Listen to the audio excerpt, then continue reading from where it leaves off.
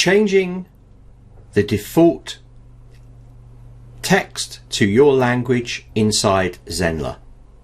Go from your admin dashboard to site, down to language, and see string table. Inside here we have different options for different parts of your site.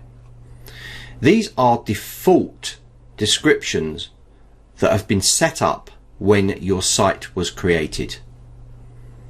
There are default options for home, all, courses, course, support, sign up, login, log out, register, admin. These can all be changed to your language. Let's see this in action. If we open up one of these fields here, you'll notice that you have lots of options. If you're not sure if this is in this area, you can type to quickly search inside here. For this particular case, I'm going to change the sign in text. So if I type sign in and click enter, you're going to see that sign in comes up, and any instance of sign in will come up in here. So let's change this as something like sign in now. Now let me click save, and let's go and view this on the site. As you can see, we have sign in here.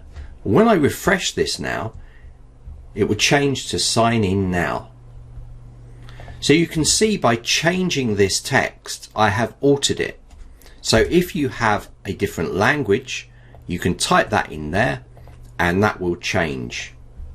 If you're using your site in a different country language, it is suggested that you go through all of this area and change it to your site language. These different sections refer to different parts of the site.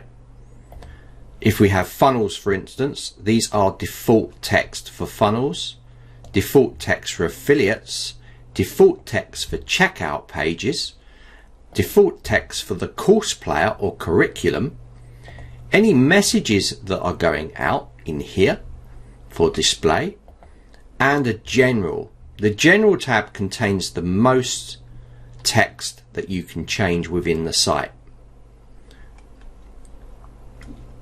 This is how you can change any of the default words within Zenler to your own country's language, or modify to make them fit better with your brand.